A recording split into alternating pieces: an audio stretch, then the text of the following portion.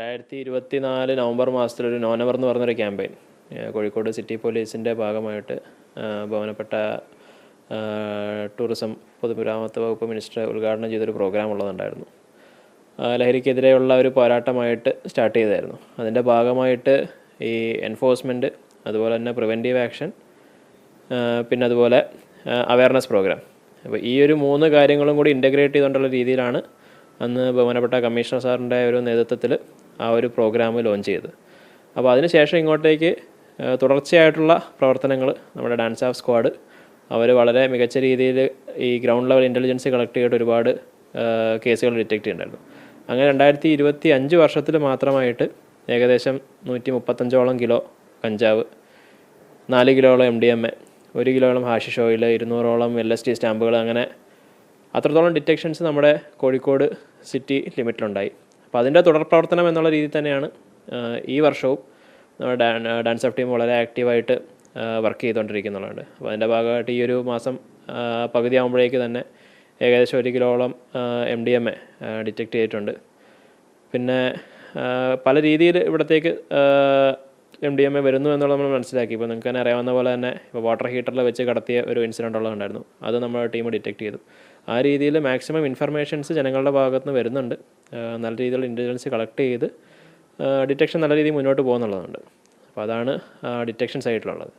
പിന്നെ ഈ പ്രിവെൻറ്റീവ് ആക്ഷൻ്റെ ഭാഗമായിട്ട് ഈ പിറ്റൻ DPS നിയമപ്രകാരം ഒരുപാട് പേരെ 61 പ്രപ്പോസലുകൾ നമ്മൾ അയച്ചു. അതിനകത്ത് ഇപ്പോൾ ഏകദേശം ഒരു 18ഓളം പേര് കരുതൽ തടങ്കലിൽ ആയിട്ടുണ്ട്. അതുപോലെ ഒരുപാട് പേരുടെ സ്വത്തുകൾ ഫ്രീസ് ചെയ്തിട്ടുള്ളതുണ്ട്. അപ്പോൾ ഏകദേശം 10-13ഓളം ബാങ്ക് അക്കൗണ്ടുകൾ, ഒരു വ്യക്തിയുടെ 4.5 സെൻറ്റ് സ്ഥലം എന്നിവയൊക്കെ ഫ്രീസ് ആയിട്ടുള്ളതുണ്ട്. പിന്നെ കൂടാതെ കുറേ 2 വീലേഴ്സും ഒക്കെ ഫ്രീസ് ആയിട്ടുള്ളതുണ്ട്. അത് പ്രിവെൻറ്റീവ് ആക്ഷൻ. പിന്നെ വരുന്നത് ഈ അവയർനെസ് ക്യാമ്പയിനാണ്. ഞങ്ങൾ കഴിഞ്ഞ വർഷം കമ്മീഷണേഴ്സ് ചാമ്പ്യൻസ് ലീഗ് എന്ന് പറയുന്ന ഒരു പ്രോഗ്രാം, അത് സ്കൂൾ, കോളേജ്, റെസിഡൻസ് അസോസിയേഷൻ എന്ന് വെച്ചാൽ എല്ലാ ഏജ് ഗ്രൂപ്പിലുള്ള ആൾക്കാരെയും കവർ ചെയ്യാമെന്നുള്ള ഉദ്ദേശിക്കുന്നത്. ഈ ലഹരി എല്ലാ ഏജ് ഗ്രൂപ്പിലേക്കും എത്തുന്നുണ്ട് എന്നുള്ളത് കൊണ്ട് തന്നെ എല്ലാ ഏജ് ഗ്രൂപ്പിലുള്ള ആൾക്കാരിലേക്കും അതിനെതിരെയുള്ള മെസ്സേജ് സ്പ്രെഡ് ചെയ്യുക. ഒരു പോസിറ്റീവ് സ്പിരിറ്റോട് കൂടി ഈ സ്കൂളുകൾ തമ്മിലും കോളേജുകൾ തമ്മിലും റെസിഡൻസ് അസോസിയേഷനുകൾ തമ്മിലും അവർ തമ്മിലൊരു കോമ്പറ്റീഷൻ ക്രിയേറ്റ് ചെയ്യുക. ഈ അവയർനെസ് പ്രോഗ്രാമുകൾ ക്രിയേറ്റ് ചെയ്യുന്നതിലും അതുപോലെ തന്നെ കണ്ടക്ട് ചെയ്യുന്നതിലും. അപ്പോൾ അത്തരത്തിൽ പ്രോഗ്രാം ഇപ്പോഴും തുടർന്നു പോയിക്കൊണ്ടിരിക്കുന്നുണ്ട്. അപ്പം കഴിഞ്ഞ ദിവസം നമ്മൾ ഒക്ടോബർ മാസത്തിലുള്ള വിജയികൾക്കുള്ള അനുമോദനം നടത്തിയിരുന്നു. അത് ഈ ഫെബ്രുവരി മാസം വരെ നമ്മൾ തുടരുന്നതായിരിക്കും.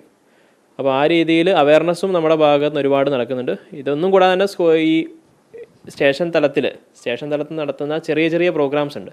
അതെല്ലാം നമ്മൾ ഈ കമ്മീഷണർ ചാമ്പ്യൻസ് ലീഗിൻ്റെ ഭാഗമാക്കി കൊണ്ടുവരുന്നുണ്ട്. അപ്പോൾ ആ രീതിയിൽ മാക്സിമം പ്രോഗ്രാമുകൾ നടത്തുന്നത് ഒരു കോമ്പറ്റേറ്റീവ് സ്പിരിറ്റോട് നടത്തി എല്ലാ ഏജ് ഗ്രൂപ്പിലേക്കും എത്തിച്ച് ഇതിനെതിരെയുള്ള അവയർനെസ് എല്ലാവരിലേക്കും എത്തിക്കാനുള്ളത്. അപ്പോൾ ആ ഒരു പരിശ്രമവും ഇതിൻ്റെ ഭാഗമായിട്ട് ഞാൻ ഈ പറഞ്ഞ രീതിയിൽ എൻഫോഴ്സ്മെൻറ്റ്, പ്രിവെൻറ്റീവ് ആക്ഷൻ, അവയർനെസ്, ഇതായിരുന്നു ബഹുമാനപ്പെട്ട കമ്മീഷണർ സാറ് നിർദ്ദേശിച്ചൊരു ഐഡിയ. അപ്പോൾ ആ അടിസ്ഥാനത്തിലാണ് ഈ പ്രോഗ്രാം മുഴുവൻ നടക്കുന്നത്. അതിപ്പം കർശനമായിട്ടുള്ള നടപടി എന്ന് പറയുന്നത് അവരുടെ സ്വത്ത് കണ്ടുകെട്ടുന്ന ഉൾപ്പെടെയുള്ള നടപടിയിലാണ്. സംഭവങ്ങളുണ്ടെങ്കിൽ മാത്രമേ പല ആളുകളെയും പിന്തിരിപ്പിക്കാൻ കഴിയൂ. അതെ, അതായത് ഈ NDPS കച്ചവടം നടത്തി അതിലൂടെ കിട്ടുന്ന ആ ഒരു പ്രൊസീഡ്സ് ഓഫ് ക്രൈം എന്ന് പറയുന്നത്, അതിലൂടെ കിട്ടുന്നവരുടെ വരുമാനം, അത് അവർക്ക് കൈവശം വെക്കാൻ സാധിക്കില്ല എന്നുള്ള മെസ്സേജ് കൊടുക്കുക എന്നുള്ളതാണ് ഇത്തരത്തിലൂടെ ചെയ്യാൻ ഉദ്ദേശിക്കുന്നത്. അപ്പോൾ ആ രീതിയിൽ അതിലൂടെ അവർ നേടിയെടുക്കുന്ന പ്രോപ്പർട്ടി ആയിക്കോട്ടെ, അവരുടെ പണമായിക്കോട്ടെ, മറ്റ് സ്ഥലമായിക്കോട്ടെ, ഇതെല്ലാം നിയമത്തിലുള്ള കാര്യങ്ങൾ ഉപയോഗിച്ചുകൊണ്ട് തന്നെയാണ് നമ്മൾ അതിന് തടയിടുന്നത്. അപ്പം നിയമത്തിലുള്ള പ്രൊവിഷൻസ് മാത്രമേ നമ്മൾ യൂസ് ചെയ്യുന്നുള്ളൂ. അത്തരത്തിൽ നിയമപരമായ കാര്യങ്ങളിലൂടെ എങ്ങനെയൊക്കെ ഇതിനെ തടയിടാൻ സാധിക്കുമോ അത്തരത്തിലുള്ള എല്ലാ മെഷേഴ്സും പോലീസിൻ്റെ ഭാഗത്തുനിന്ന് യൂസ് ചെയ്യുന്നുണ്ട്. അല്ല, ഈ ഇതിൻ്റെ കാര്യം എന്ന് വെച്ചിട്ടുണ്ടെങ്കിൽ SHO തയ്യാറാക്കുന്ന ഒരു റിപ്പോർട്ടാണ്. അത് നമ്മൾ ചെന്നൈയിലുള്ള ഒരു സഫേമ എന്ന് പറയുന്ന ഒരു അതോറിറ്റിക്ക് അയച്ചു കൊടുക്കും. ആ അതോറിറ്റി നമ്മുടെ അയച്ചു കൊടുക്കുന്നത് നമ്മൾ തയ്യാറാക്കി നമ്മുടെ SHO ഇറക്കുന്ന ഫ്രീസിങ് ഓർഡർ കൺഫേം ചെയ്ത് കഴിയുമ്പോഴാണ് ആ പ്രൊസീജിയർ കംപ്ലീറ്റ് ആവുക. അതിനുശേഷം ഇവർക്ക് അതിന് വേണേൽ അപ്പീലിന് പോവാം. പക്ഷേ നമ്മൾ കൊടുത്തിരിക്കുന്ന ഭൂരിഭാഗം പ്രപ്പോസലുകളും തന്നെ സഫേമ എന്ന് പറയുന്ന അതോറിറ്റി അപ്രൂവ് ചെയ്തിട്ടുള്ളതുണ്ട്. അത് നമ്മുടെ ഫ്രീസിങ് ഓർഡേഴ്സ് കൺഫേം ചെയ്തിട്ടുണ്ട്. അപ്പോൾ ആ രീതിയിൽ നമ്മൾ മാക്സിമം ഒരു പ്രതിയെ പിടിച്ചു കഴിയുന്ന സമയത്ത് അയാളെക്കുറിച്ച് ആഴത്തിൽ നമ്മൾ മനസ്സിലാക്കാൻ ശ്രമിക്കേണ്ടത്. അയാൾക്ക് എന്ത് പ്രോപ്പർട്ടി ഉണ്ട്, അയാളുടെ മാത്രമല്ല അയാളുടെ കുടുംബത്തിലുള്ള ആൾക്കാരുടെയും പ്രോപ്പർട്ടി. കാരണം ചിലപ്പോൾ അയാളുടെ പേരിൽ മാത്രമാവണമെന്നില്ല, അയാളുടെ ഭാര്യയുടെ ആകാം, അല്ലെങ്കിൽ മക്കളുടെ ആകാം, അല്ലെ മറ്റ് ബന്ധുക്കളുടെ ആകാം, അവരുടെ പേരിലൊക്കെ ഈ പറയുന്ന രീതിയിലുള്ള പ്രോപ്പർട്ടികളോ അല്ലെ മറ്റ് കാര്യങ്ങളൊക്കെ വാങ്ങിച്ചിട്ടുണ്ടാകാൻ സാധ്യതകളുണ്ട്. അപ്പോൾ അത്തരത്തിൽ ഒരു ആഴത്തിലുള്ള ഒരു അന്വേഷണം ഇതിൻ്റെ ഭാഗമായിട്ട് നടക്കുന്നുണ്ട്.